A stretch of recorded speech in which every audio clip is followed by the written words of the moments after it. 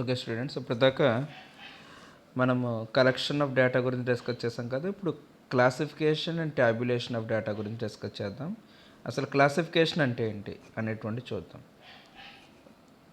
So the collected data also known as a raw data or ungrouped data are always in an unorganized form and needed to be organized and presented in meaningful and readily comprehensible and from a order to facilitate further statistical analysis.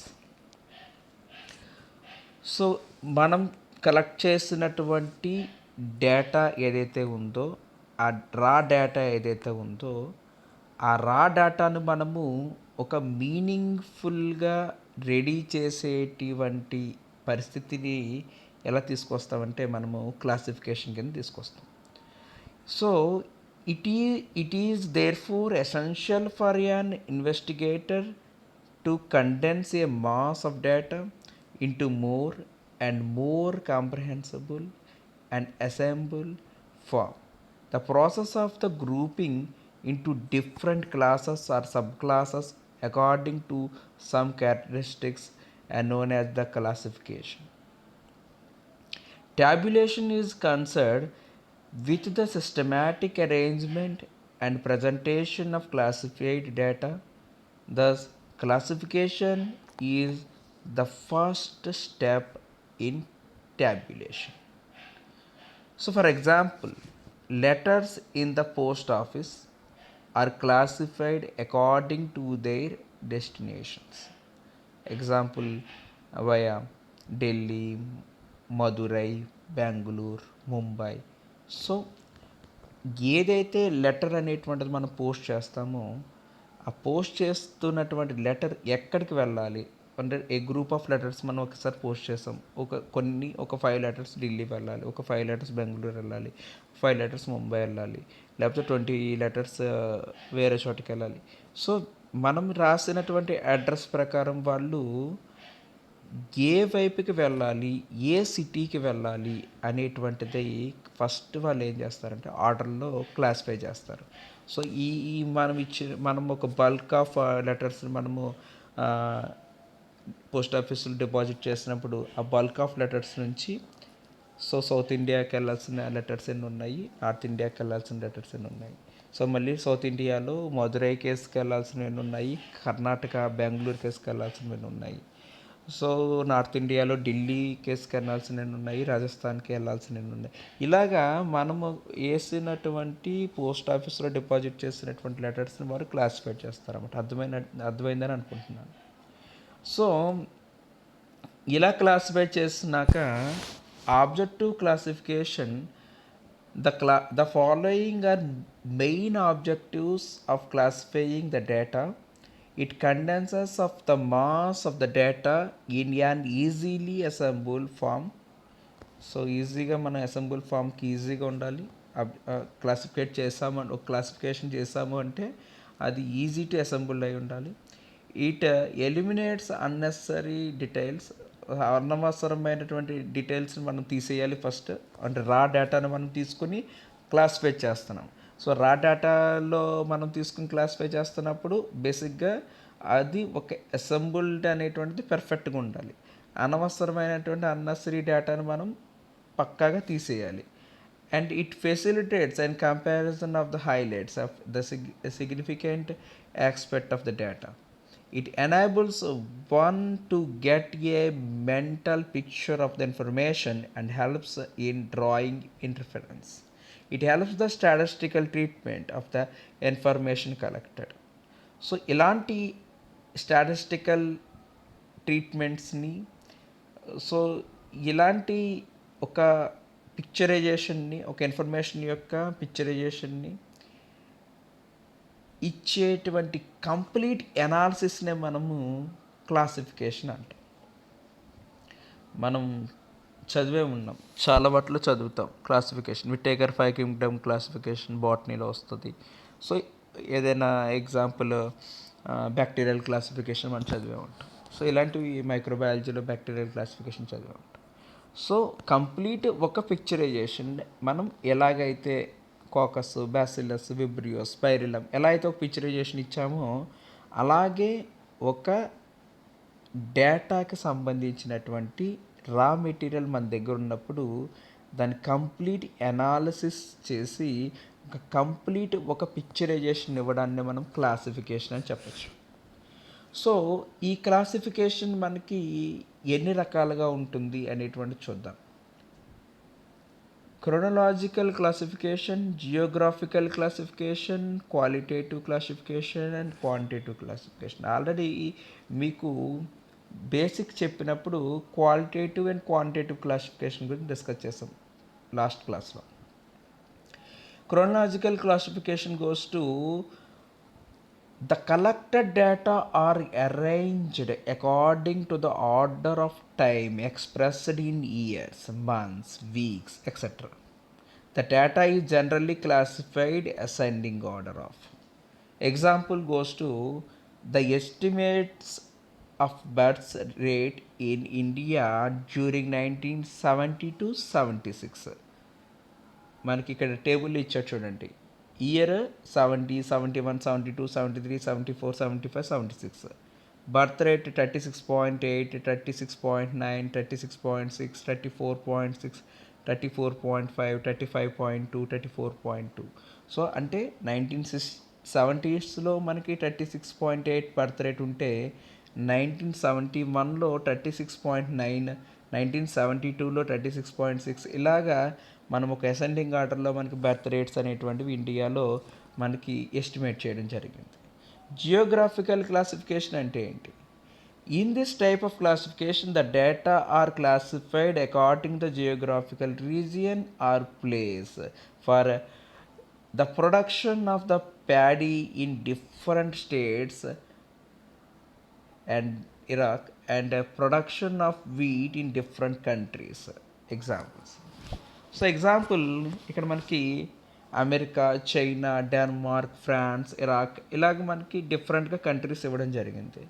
So yield of wheat example గోధుమలు ఎన్ని ఎకరాల్లో వేసాము, ఎన్ని kgs are ఎన్ని ఎకరాల్లో మనకి వేసాము అన్నది కూడా ఇక్కడ ఇవ్వడం జరిగింది. ఎగ్జాంపుల్ అమెరికా తీసుకున్నట్లయితే 1925 ఎకర్స్లో గోధుమలు వీట్ అనేటువంటిది వేశారు, డేటా వేసాం, ఇన్ని ఎకరాల్లో పంట వేసాము అని చెప్పాం. చైనాలో 893, డెన్మార్క్లో 225, ఫ్రాన్స్లో 439, ఇరాక్లో 862. అంటే మనము ఈ వీటి యొక్క ఈల్డ్ ఎంత మనం ఈ ప్రపంచవ్యాప్తంగా ఎంత ఈల్డ్ అనేటువంటిది ప్రొడ్యూస్ చేస్తున్నాము అనేటువంటిది చెప్పాలి అంటే జియోగ్రాఫికల్ క్లాసిఫికేషన్ అనేటువంటిది కన్ఫామ్గా మనకి తెలియాలి. సో ఇది ఒక రకమైనటువంటి క్లాసిఫికేషన్. క్వాలిటేటివ్ క్లాసిఫికేషన్ అంటే ఏంటి అండ్ క్వాంటిటేటివ్ క్లాసిఫికేషన్ అంటే ఏంటి అనేది మనం ఆల్రెడీ లాస్ట్ క్లాస్లో డిస్కస్ చేస్తాం. కానీ ఇంకొకసారి మనకి ఈ యొక్క క్లాసిఫికేషన్ ఆఫ్ డేటాలో ఇంకొకసారి మళ్ళీ ఇక్కడ కూడా మనం ఒకసారి డిస్కస్ చేద్దాం. In this type of classification, data are classified on the basis of the same attributes as quality like sex, literacy, religion, employment, etc. and etc. and etc. So such type of, for example, if the population to be classified in respect of one attribute, say sex, then we can classify them into two, namely that is male or female.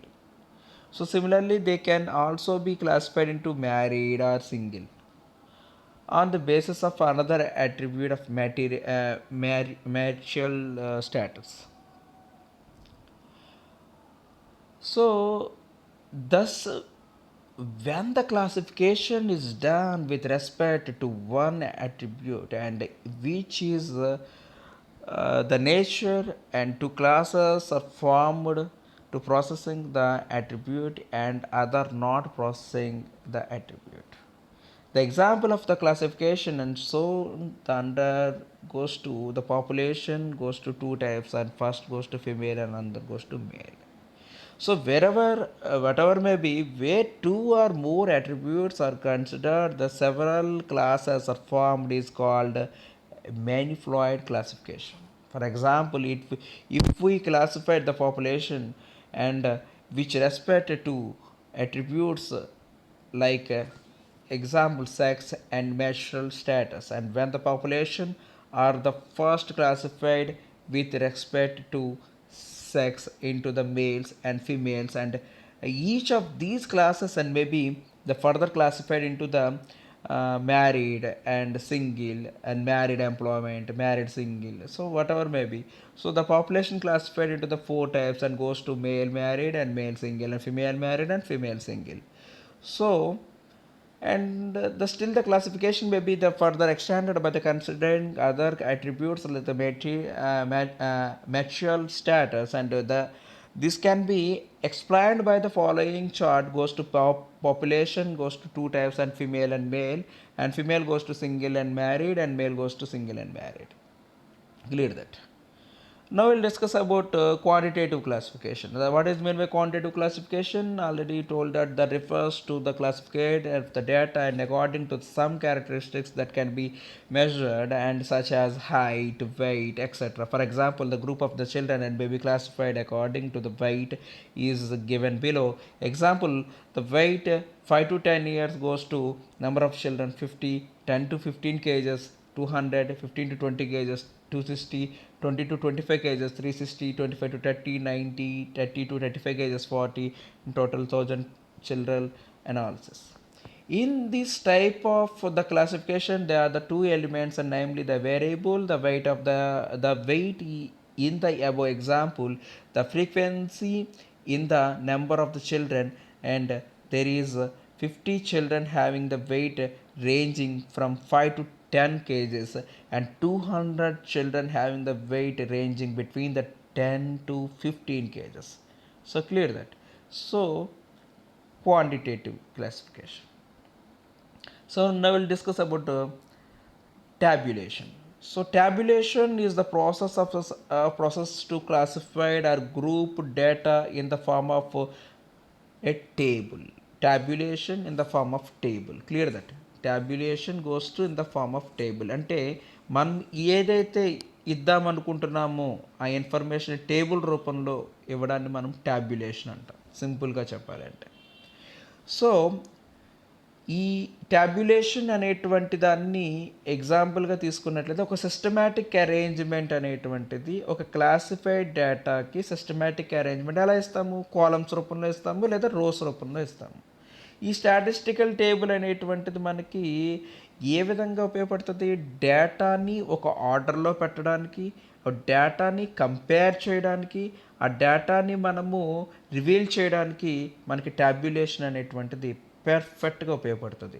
అంటే ఈ tabulation అనేటువంటి పదము మనము ఏ విధంగా వేస్తాము అన్నది ఒకసారి చూద్దామండి. ఇక్కడ ఇమ్యునైజేషన్ స్టేటస్లోను అండ్ నెంబర్లోను ప్రజెంట్లోను మనకి ఇక్కడ ఇవ్వడం జరిగింది. ఇమ్యునైజేషన్ అంటే రోగ నిరోధక వ్యవస్థకు సంబంధించిన రోగ నిరోధక శక్తికి సంబంధించినటువంటి స్టేటస్ ఇద్దాం. నాట్ ఇమ్యునైజ్డ్ నెంబర్ 75 అంటే రోగ నిరోధక శక్తి లేనివారు, పార్షియల్లీ ఇమ్యునైజ్డ్ అంటే కొంత ఉన్నవారు, అండ్ ఫుల్లీ ఇమ్యునైజ్డ్ కంప్లీట్గా రోగ నిరోధక శక్తి ఉన్నవారు. So number of the people 210 అనేటువంటిది ఇచ్చినట్లయితే పర్సంటేజ్ అనేటువంటిది ఇచ్చారు. ఈ విధంగా మనం ఒక ట్యాబ్యులేషన్లో పర్ఫెక్ట్గా ఒక ఎనాలసిస్ని మనము ఇవ్వచ్చు. మీకు ఇప్పుడు అర్థమైందని అనుకుంటున్నాను. కలెక్షన్ ఆఫ్ డేటా ఎలా చేస్తాము, ఆ డేటాను మనం క్లాసిఫికేషన్ ఎలా చేస్తాము, అంటే రా డేటాను ఎలా కలెక్ట్ చేస్తాము, రా డేటా కలెక్ట్ చేశాక దాన్ని ఏ విధంగా క్లాసిఫికేషన్ చేస్తాం, ఏ విధంగా క్లాసిఫికేషన్ చేస్తాం అనేది క్లియర్గా ఇచ్చాం. ఎలా మనం ట్యాబ్యులేషన్ చేస్తాం అంటే క్లాసిఫికేషన్ని ఇంకొంచెం ఎలాబొరేట్గా ఇంకొంచెం ఎక్సలెంట్ ఎనాలిసిస్ చేసి ట్యాబ్యులేషన్ రూపంలో ఒక రోస్ రూపంలో కానీ ఒక కాలం రూపంలో కానీ ఇస్తాం. దీన్ని ట్యాబ్యులేషన్ అంటాం. సో ఇదంతా ఒక కంప్లీట్గా ఒక picturization of collection and data analysis and classification and tabulation. Okay students, clear అయిందని అనుకుంటున్నాను. ఇప్పుడు నెక్స్ట్ టాపిక్లోకి వెళ్దాం. Thank you very much.